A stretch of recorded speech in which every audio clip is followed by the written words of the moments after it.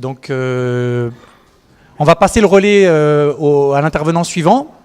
Donc, c'est un plaisir d'accueillir Gianluigi Bagnoli, qu'on a rencontré lors du Sofia Summit, ici, la conférence sur l'IA à Sofia, qui était déjà intervenu sur ces questions-là, enfin, qui s'était déjà exprimé sur ces questions-là. Et on a des très, très bonnes relations avec SAP, qui a une antenne à Sofia, là, très efficace. D'ailleurs, on a commencé à déposer des projets ensemble sur les questions qu'on a évoquées. Et du coup, on s'est dit, si on pouvait avoir un expert métier qui vienne nous expliquer de qu'est-ce que c'est que les LLM dans l'entreprise, qu'est-ce que ça veut dire en termes de transformation ou pas d'ailleurs, à quel point on les intègre ou pas. On a sollicité Gianluigi qui a dit oui immédiatement. Donc, on le remercie. Qui partage son temps entre Gênes et Sofia Antipolis, hein, c'est ça donc, je ne sais pas si tu es venu exprès aujourd'hui, mais... Voilà, donc il est venu exprès de Gênes pour nous parler aujourd'hui. Et donc, on remercie Gianluigi qui va nous éclairer sur qu'est-ce que ça veut dire aujourd'hui ces modèles-là dans l'entreprise en vrai. Bonjour à tout le monde. Je viens de SAP. Qu'est-ce que je fais dans SAP? Je gère une équipe d'architectes qui travaille, une équipe globale d'architectes qui travaille très étroitement avec nos partenaires qui sont un peu partout le monde. Donc un des architectes est ici, mais les autres sont éparpillés dans le monde, Melbourne, Singapour, Dubaï, São Paulo, Boston et tout ça.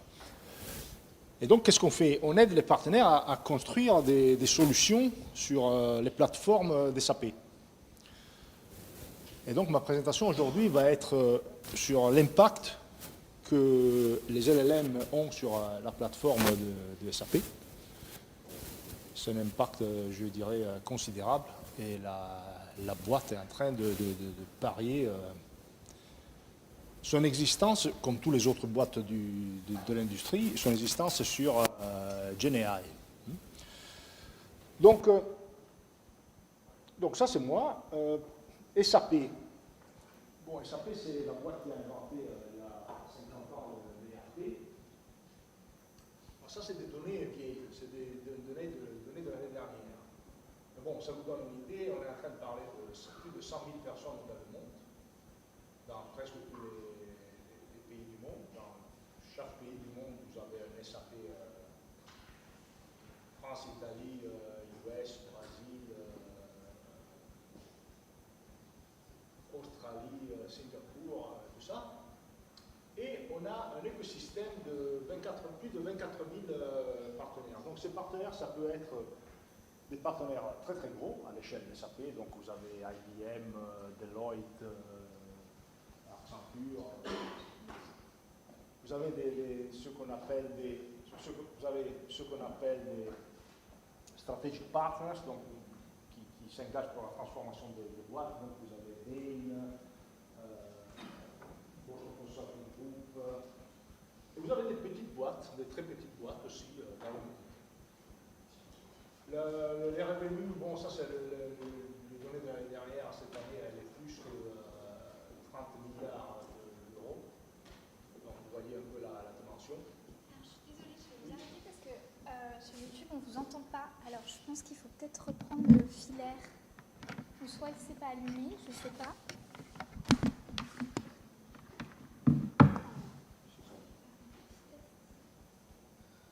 Et là, c'est bon? Je pense que c'est mieux, non? C'est mieux là? Ouais, d'accord. On a des locations de développement dans tout le monde, y inclut Sofia Antipolis. Et on est très engagé dans tout ce qui est sustainability et tout ça. Bon, donc on parle de 24 000 partenaires. C'est quoi la plateforme sur laquelle nos partenaires travaillent? Bon, historiquement, c'était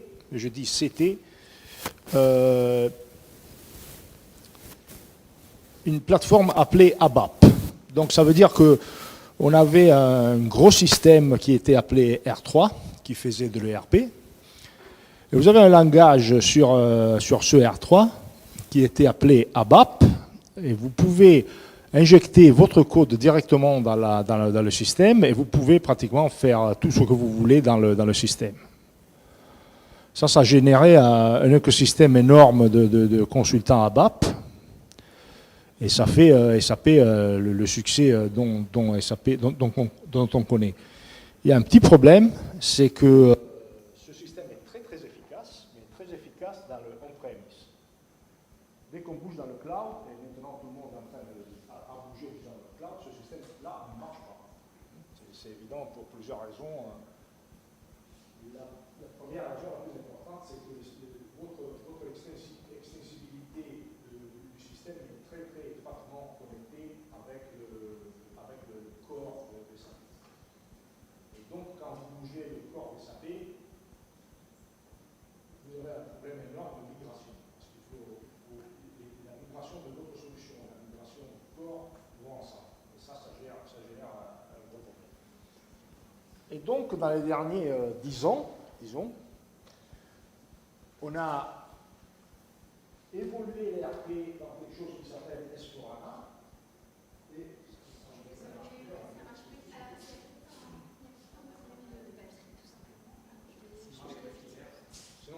Oui, prenez le filaire, j'ai l'impression qu'il marche mieux. Il est assez long, donc vous pourrez vous déplacer. Vous sentez là? C'est bon? Non. Alors c'est moi. Non, c'est pas bon. Non, il faut juste le rallumer, je pense, tout simplement. Et là c'est bon? Ouais. Non, c'est bon. Donc on a disons, cassé le ERP dans plusieurs parties. Quelques parties, ça vient aussi des acquisitions. Et donc vous avez la partie financière qui est dans S/4HANA, la partie dépenses qui est Concur, la partie RH qui est SuccessFactors, la partie provisioning qui est Ariba et tout ça. Et clairement, vous avez besoin d'une plateforme qui tient tout ensemble. Et vous avez une plateforme qui s'appelle BTP, Business Technology Platform. C'est ça, non? Business Technology Platform. Et là-dedans, vous avez tout ce dont vous avez besoin. Donc, vous avez des outils de développement qui vous permettent de faire de l'extensibilité des différents produits, qui vous permettent d'intégrer les différents produits, qui vous permettent de faire du workflow, des services de UX, des analytics et tout ça. Et donc, vous avez des solutions qui utilisent tous ces services-là. Et vous avez aussi, clairement, un runtime qui s'appelle AI Core, dans lequel vous avez des GPU pour le training, des systèmes de calcul particuliers, dans lequel vous pouvez mettre vos systèmes de machine learning. Ceux dont on parlait avant, deep learning, vous pouvez, prendre des données, traîner un modèle, mettre tous les paramètres dans ce modèle dedans et faire des inférences dans ce AI Core. Et donc, en particulier, mon équipe a construit des exemples où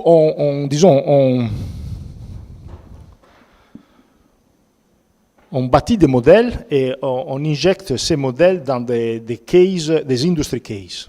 Hein. Donc, par exemple, vous avez l'optimisation du public urban transport, vous avez returnable packaging, vous avez l'analyse de la corrosion des tuyaux dans l'oil and gas fait à travers des modèles. Vous avez flexible energy grid pour les industries pour les industries de l'énergie, waste management, par exemple, dans ce cas particulier, pour healthcare. Donc, ce qui met en commun tous ces exemples, c'est qu'il y a eu des données, et ces données, ça peut être des données d'utilisation d'un pipeline, d'un tuyau, ou plutôt des données du trafic d'une grosse ville et tout ça. Vous faites un modèle, vous construisez ce modèle, vous le mettez dedans un AI Core, et vous construisez sur ce modèle une application, une solution, qui permet, par exemple, aux administrateurs d'une ville d'optimiser, de voir comment ça marche le trafic dans la ville et d'optimiser le trafic dans la ville, ou chose pareille. Tout ça, c'est des modèles étroits, narrow models. Okay? On est en train de parler de prendre certains data industrie, construire notre petit modèle, le mettre dans AI Core et pratiquement y construire en dessous une solution industrie. Les data sont relatifs à une industrie, la solution est relative à une industrie. On est en train de parler d'une solution verticale. Bon, on était tranquille avec ça. Bon, l'année dernière, avec GPT, ça a tout pété, quoi. Parce que comme disait avant Frédéric, c'est un modèle complètement différent. Vous êtes en train de traîner maintenant, c'est plus les données de l'industrie, petit, vertical, mais c'est vraiment, on est en train de parler de larges modèles. Hein. Et ça a vraiment, disons, choqué, je dis SAP, mais je pense que ça a choqué l'industrie, parce que c'est quelque chose d'extrêmement puissant. Bon, c'est vrai qu'il y a plein de limitations, hallucinations et tout ça, on va en parler, mais c'est quand même quelque chose de très très puissant. Donc, côté architecturel, disons, c'est pas si compliqué que ça,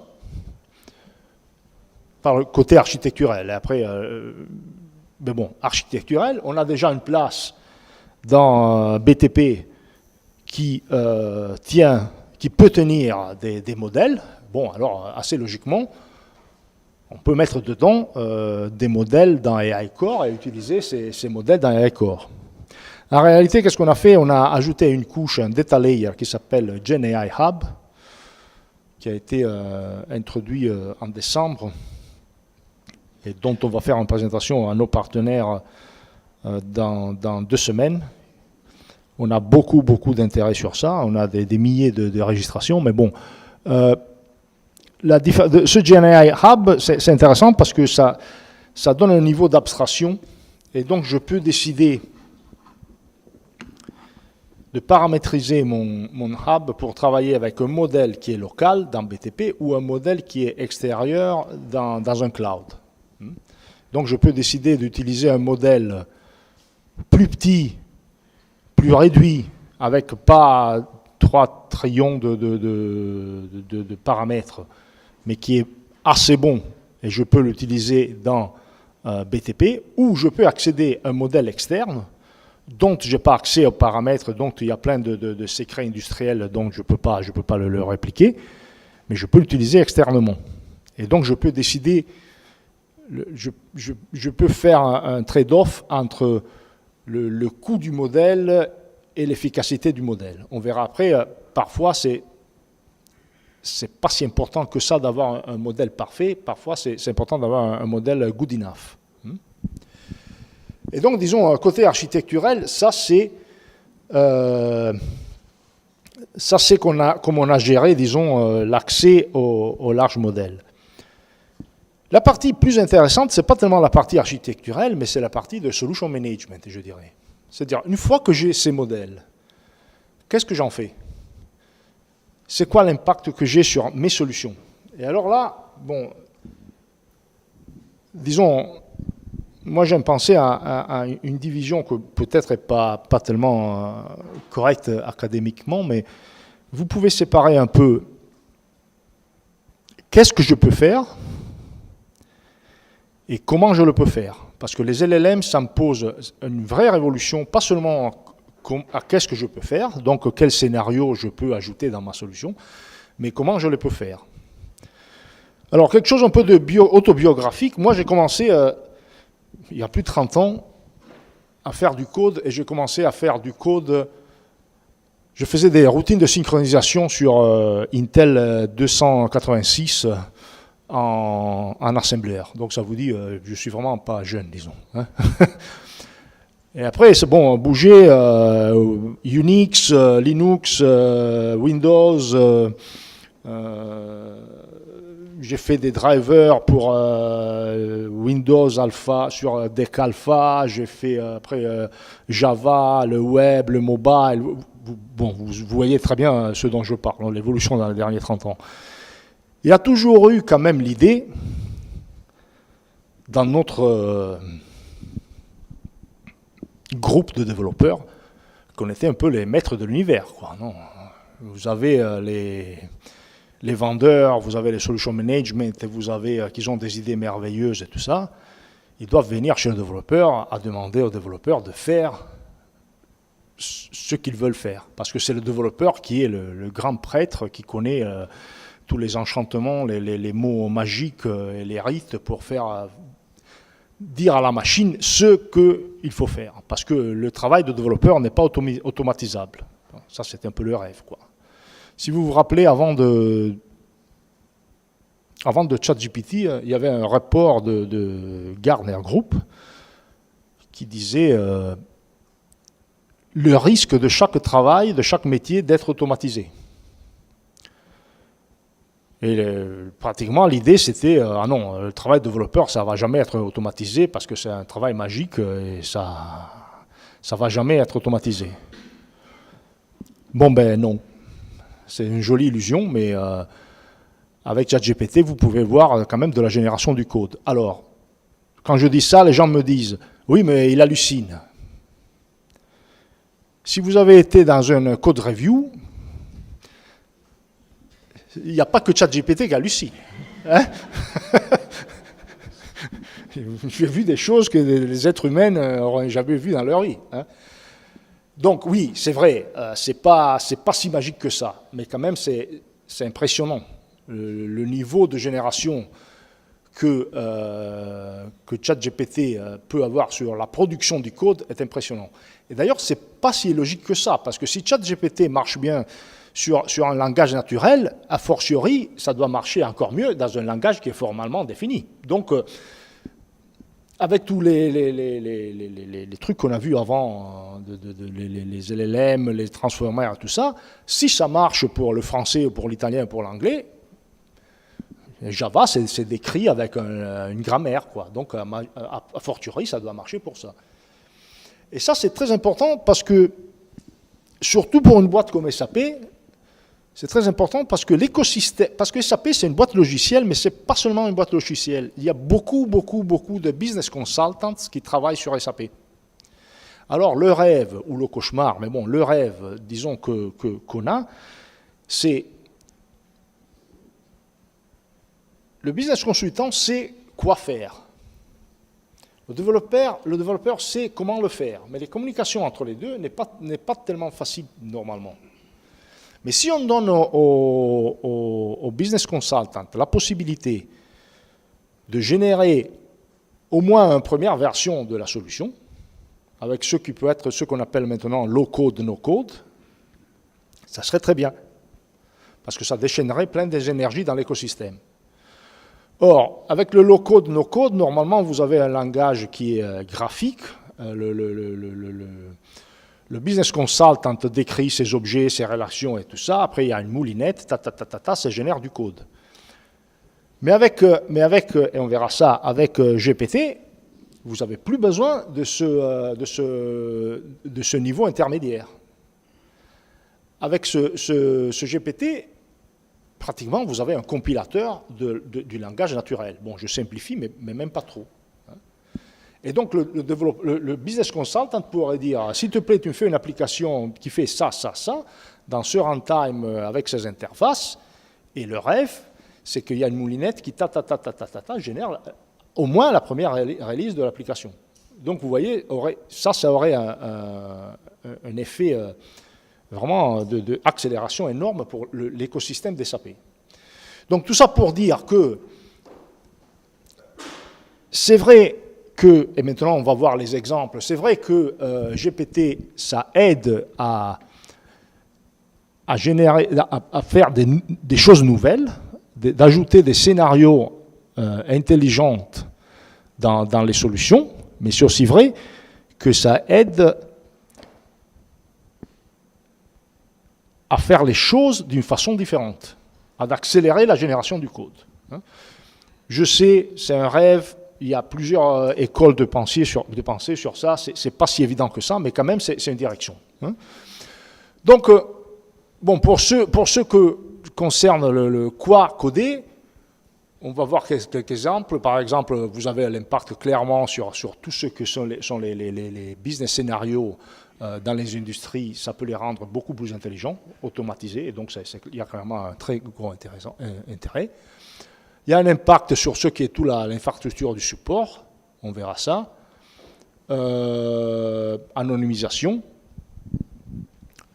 Et on verra après aussi tout ce que SAP est en train de faire vraiment en termes de bâtir sa propre infrastructure LLM, soit en termes de embeddings, soit en termes que de large language models. Et pour ce qui concerne comment le coder, on verra vraiment comment c'est possible d'automatiser la génération du code. Donc un premier exemple.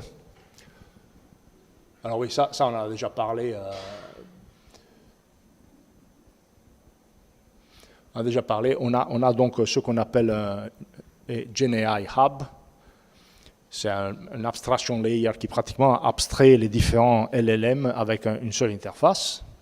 Et donc vous avez la possibilité à un niveau abstrait de faire de la sentiment analysis, entity extraction, text summarization et tout ça, et décider après de plaguer sur cette interface abstraite un LLM plutôt qu'un autre. Je pense que SAP a investi 1 milliard d'euros dans 3 différents boîtes de GenAI, Cohere, Anthropic et Aleph Alpha. Et donc peut-être vous pouvez décider que pour certaines solutions, un est plus important que l'autre, mais votre code reste le même et vous détachez et réattachez un LLM plutôt qu'un autre.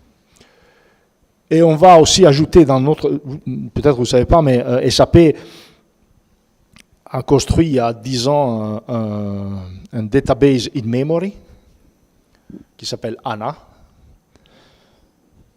Ce que je pense que ça a été quelque chose de très très révolutionnaire. Pratiquement ça change complètement la donnée parce que OLAP et OLTP sont mergés ensemble. Parce que vous ne travaillez plus sur des données sur disque, mais vous travaillez directement sur des données en mémoire. Bon, et donc on va ajouter dans ce base de données, on va ajouter un nouveau type qui est vector, ce dont Frédéric parlait avant. La représentation un embedding d'un mot, quoi. Et donc je pense que c'est la dimension, c'est 1500 quelque chose qui est ce que ChatGPT supporte. Donc vous avez la possibilité de mettre dans votre base de données des vecteurs très très grands et de calculer la distance cosinus entre ces deux vecteurs. Et donc, par exemple, imaginons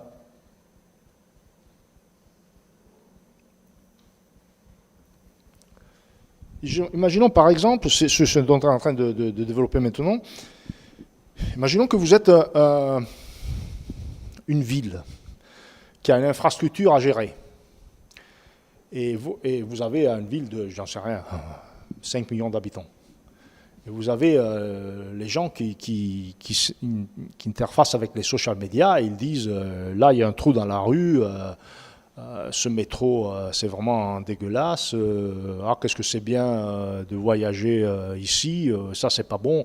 Vous avez tout de l'information sur le web, sur les réseaux sociaux, qui vous donnent des informations sur l'état de votre infrastructure.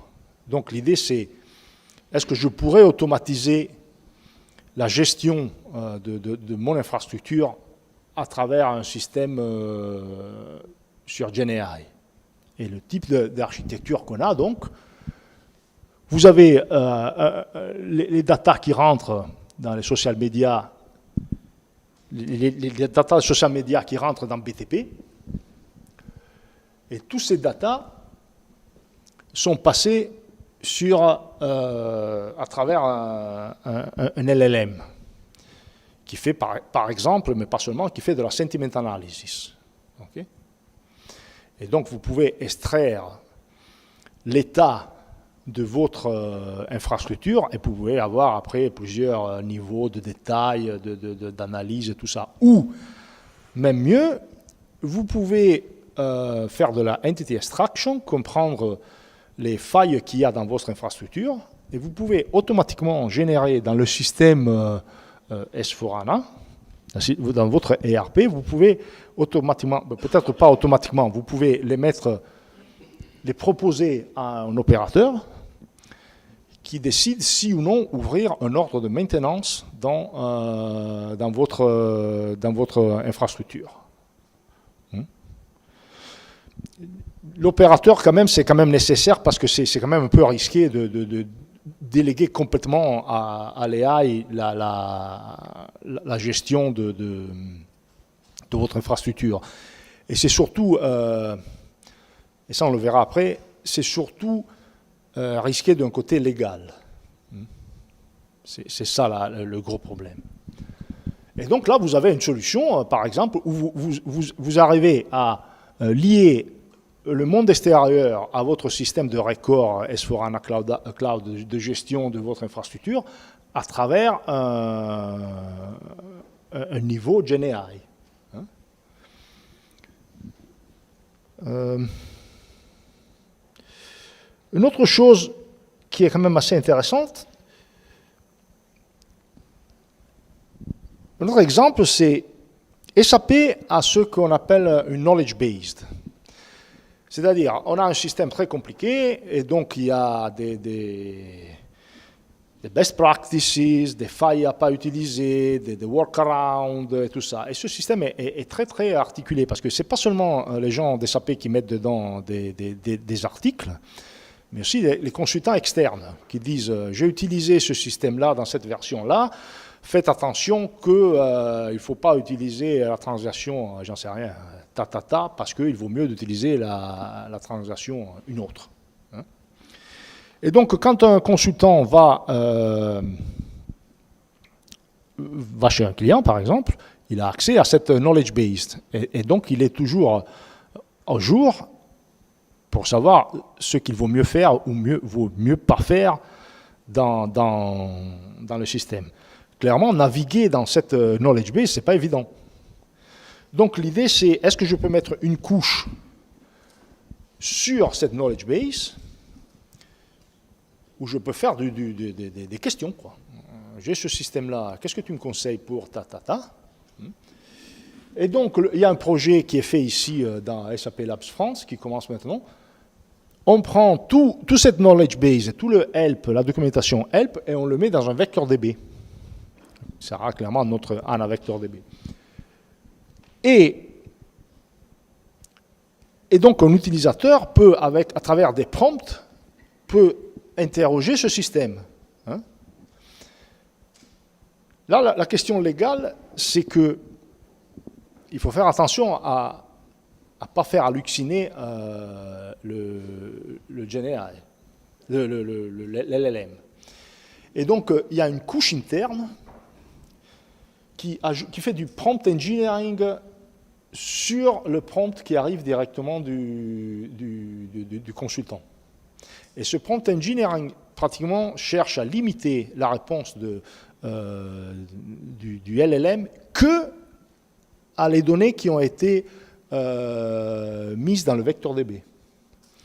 Donc, ce prompt engineering-là, ce niveau interne caché, automatiquement ajouté, filtre tous ceux qui ne pertiennent pas à notre knowledge base, d'une façon que la réponse ne soit pas polluée par des sources externes qui puissent faire halluciner le système. On a des autres exemples.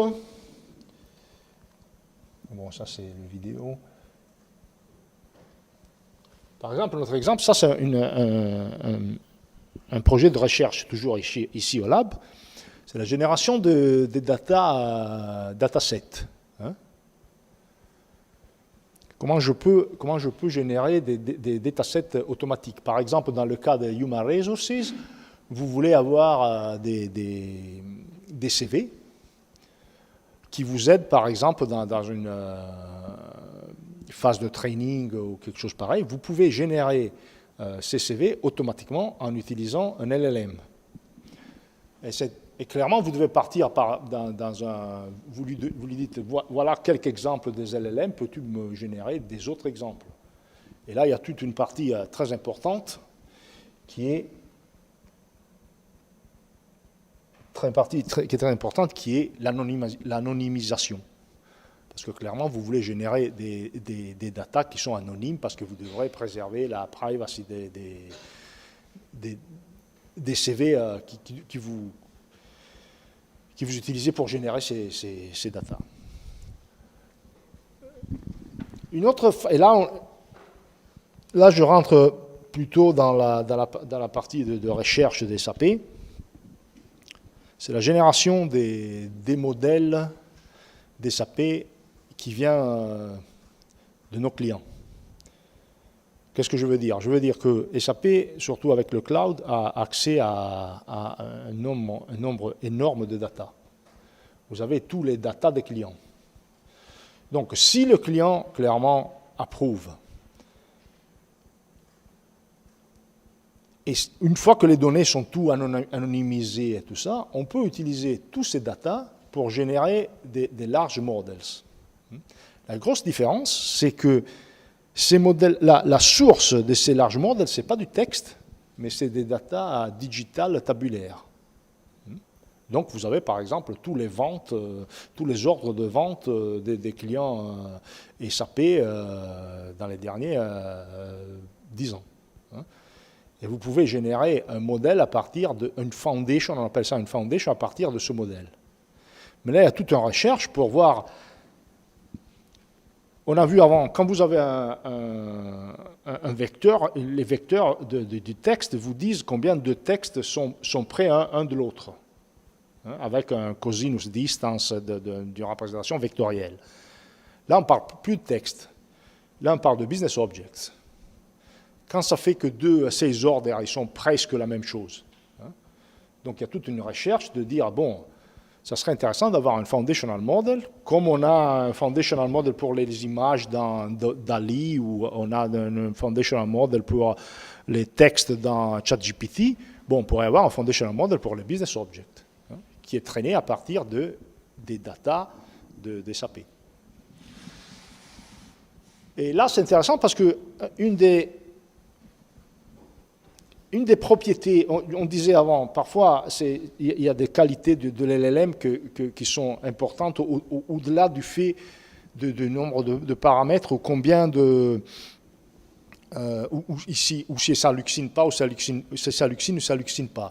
Là, une des choses qui est importante, c'est l'explainability.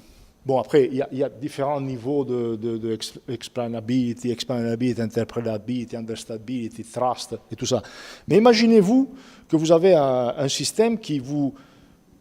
Bon, quand on fait un job post, normalement, on a 1000 requêtes qui arrivent pour ce job post. Il y a un travail qui est assez lourd d'aller voir de ces 1000, lesquels c'est bien, lesquels c'est pas bon. Bon, ça serait joli qu'on ait un système automatique qui nous dise, bon, je t'ai pris tes 1000 requêtes, ces premières 10 là sont merveilleuses, les 30 après, bon, c'est assez bon, et les autres, c'est pas relevant. Mais d'un côté légal, c'est très important qu'une boîte puisse dire, ça, c'est les critérias, les raisons pour lesquelles j'ai dit que les premiers 10, ils sont bons, les 30 après, c'est pas très bon, et les autres sont pas bons. Parce que si j'ai décidé d'embaucher Jean plutôt que Maurice, pour des lois de non-discrimination et tout ça, blabla, a le droit de dire, tu me dis pourquoi tu as embauché Jean plutôt que Maurice. Et donc l'idée d'une black box, où je ne sais pas qu'est-ce qui s'est passé, mais simplement il m'a dit c'est ça, ben ça ne marche pas. Côté légal, ça ne marche pas. Et donc vous avez des qualités de l'LLM qui ne sont pas nécessairement fonctionnelles, mais sont plutôt de quality of service, qui sont très très importantes. Et sur ces modèles-là, on va bâtir ce qu'on appelle Joule, qui est un copilot pour nos systèmes, quoi. Donc vous voyez que l'interface, ça bouge de plus en plus d'une interface Windows avec tous les les edit fields, les listes, les numéros, ça bouge de ça à une interface NLP, quoi. S'il te plaît, SAP, dis-moi si l'année prochaine je vais avoir assez de cash flow ou non, et qu'est-ce que je peux faire pour incrémenter mes ventes pour que, et vous aurez une réponse. Et ça, c'est Joule qui va faire ça.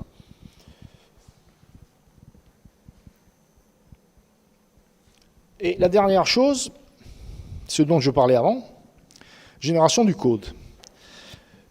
Donc, pour générer du code, pour générer des solutions cloud dans BTP, il y a plein de considérations qu'il faut tenir pour que ce soit une solution vraiment cloud. Donc, vous avez par exemple multi-tenancy, security, bla bla bla bla bla, tout ça.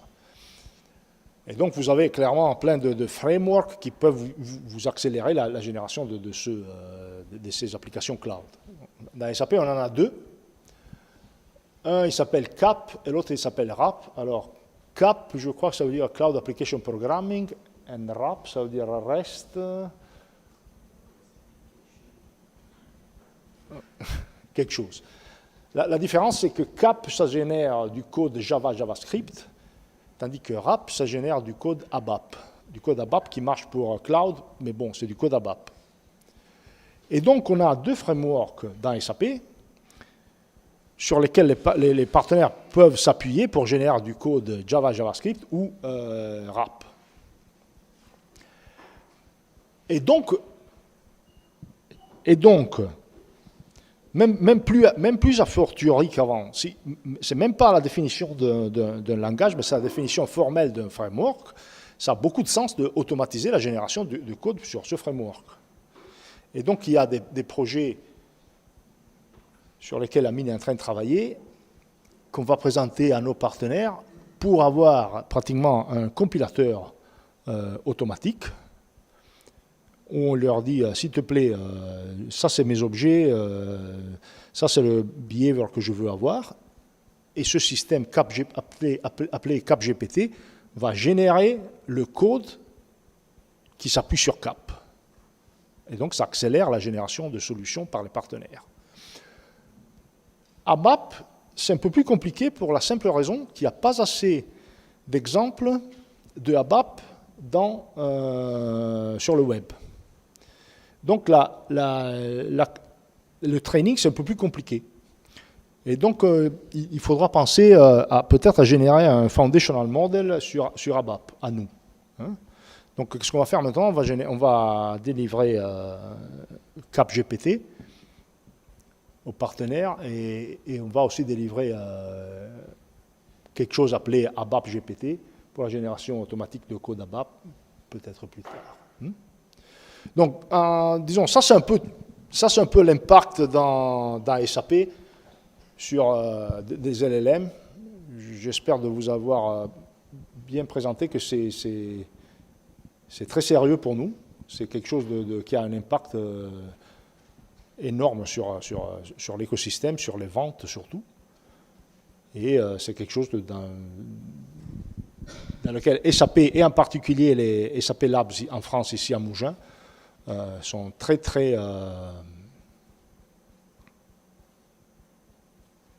actifs pour ça. Vous avez des questions ?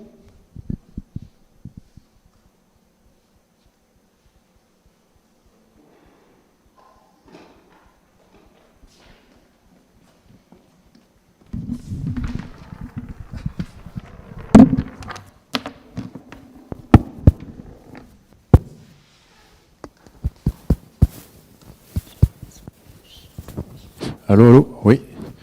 Merci beaucoup. J'imagine que dans l'entreprise, il y a des considérations écologiques ou de voitures sur des parkings, comme on a eu tout à l'heure, qui se manifestent. Comment ça se passe, la conciliation entre l'aspect stratégique pour l'entreprise d'utiliser ces choses-là et sûrement les aspects qui, j'ose pas imaginer que au moins ça soit abordé à des moments ou un autre. Donc il y a un problème de trade-off, sûrement des arbitrages à faire à un moment donné. Donc comment ça se chez vous, comme exemple concret de prise en compte de ces considérations, d'arbitrage, etc. Si c'est pas un secret industriel. Non, c'est pas un secret que SAP est très très engagé sur tout ce qui concerne sustainability. Par exemple, on a des solutions qui vous permettent de calculer l'empreinte charbon et les actions que vous pouvez faire pour réduire votre empreinte charbon dans votre boîte. C'est vrai que sustainabilité, ça rentre beaucoup avec, c'est assez interconnecté avec intelligence, quoi. Vous avez un système soutenable, c'est un système qui utilise les ressources d'une façon intelligente, qui minimise les gaspillages et tout ça. Et donc, tout ce qui est AI, ça rentre pratiquement dans la génération, dans l'idéation et la génération de solutions qui permettent aux clients de réduire l'impact de l'utilisation de leur énergie. Par exemple, on avait fait un exemple d'une ligne de production où on réduit la consommation de l'énergie et la manutention, et on optimise la manutention de la ligne de production avec l'acquisition des images et des sons de tous les machines qui font votre ligne de production. Et donc, vous arrivez à avoir une vie plus longue de la machine, vous arrivez à optimiser la maintenance, vous avez une utilisation plus optimale de l'énergie, et donc ça rentre dans tout ce qui est sustainabilité. Clairement, pour faire ça, vous devez avoir des systèmes, on a développé ces modèles, vous devez avoir des systèmes intelligents de gestion de image detection et noise detection de vos machines pour automatiser la gestion de la... Par exemple, on a fait un modèle qui comprend automatiquement si le rumeur que la machine fait n'est pas le rumeur normal que la machine devrait faire. Et donc automatise la manutention, pas seulement automatise la manutention, mais on fait de la manutention préventive de votre machine. Donc comme quoi que intelligence et sustainabilité, clairement, ça va ensemble. GenAI, c'est un niveau ultérieur d'intelligence. Après, comme vous dites, il y a un trade-off entre la consommation d'énergie de modèle et qu'est-ce que vous sauvez à travers à travers vos solutions. C'est vrai que le modèle est bâti une fois et peut être réutilisé plusieurs fois. Donc, c'est des calculs qu'il faut faire. Oui. Je ne sais pas si on va y arriver.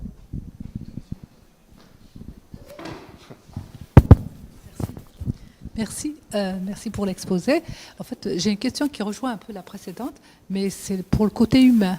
Les ingénieurs qui codaient en fait, le CAP, enfin, qui utilisaient les plateformes, le langage qui sont désormais générés, qui seront désormais générés par ChatGPT. Comment, quelle est leur fonction à l'avenir, voilà. D'ingénieurs, on n'en a jamais assez. Et j'ai entendu, et vous avez raison, mais j'ai entendu ça fait 30 ans, j'entends ça. Je me rappelle, quand on faisait le code l'assembleur, et c'est le compiler qui arrivait, on a commencé à dire, oh ben dis donc, si c'est le compiler qui fait le travail, c'est plus nous qu'on va le faire, on va perdre le travail. Ben non. Donc c'est un peu... c'est toujours une balance. C'est pas si... C'est vrai qu'il y aura un changement requis aux ingénieurs. Et ça, on le voit déjà. Il est évident. On a des ingénieurs qui étaient habitués, et j'en ai dans mon équipe, qui étaient habitués à faire les choses d'une certaine façon, et maintenant, ils doivent commencer à les faire d'une façon différente. Mais c'est aussi vrai que la valeur du travail que vous faites décroît verticalement s'il y a une machine qui l'a fait. Donc, vous avez tout l'intérêt de vous bouger à comprendre comment faire bouger la machine, plutôt de continuer à dire je continue à le faire parce que quand même je le fais mieux que la machine. Donc il y a clairement un facteur humain très fort de changement. Et le changement, c'est jamais simple, le changement, c'est dur, le changement, c'est compliqué, mais il est là, quoi. Et c'est vrai que dans cette industrie, la seule chose qui ne change pas, c'est le changement. Tous les 2 ans, il y a quelque chose de nouveau. Donc, on a eu le changement sur le cloud qui a été très traumatique. On a eu des autres changements, le web avant, le mobile, le passage du écrire le code d'un assembleur à un compileur, et tout ça. C'est comme ça, quoi. Clairement, je pense qu'on est en train de dépenser quelques milliards il est planifié dans cette année de dépenser quelques milliards d'euros en training pour bouger les gens sur cette nouvelle façon de travailler, quoi. FEDIA peut offrir le service pour le training. Est-ce qu'il y a encore une question? On arrive. Ouais. Bonjour. Il est démontré que tous ces outils améliorent grandement la productivité des développeurs. Ils l'utilisent maintenant massivement. Ils produisent beaucoup plus de code, mais le code est, semble-t-il, d'après les études, d'un peu moins bonne qualité.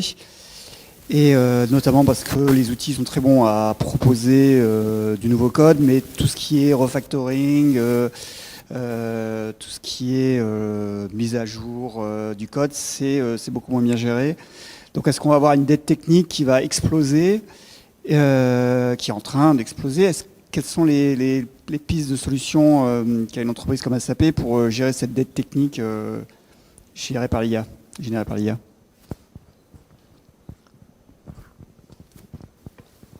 Mon idée, ça c'est mon idée, mon opinion, c'est qu'on est au début sur ce qui est la génération automatique de code avec GPT. C'est vrai que si on va tout nu sur GPT, on lui demande du générer du code, souvent il hallucine. Je répète, ce n'est pas le seul qui hallucine, mais quand même, il hallucine. Je pense qu'on aura des foundational models qui vont, disons, limiter l'hallucination et des techniques de prompting et d'embeddings, fine-tuning et tout ça, qui vont, disons, mettre le niveau d'hallucination à niveau d'un humain. Hein. Peut-être pas maintenant, peut-être pas dans 6 mois, mais je crois que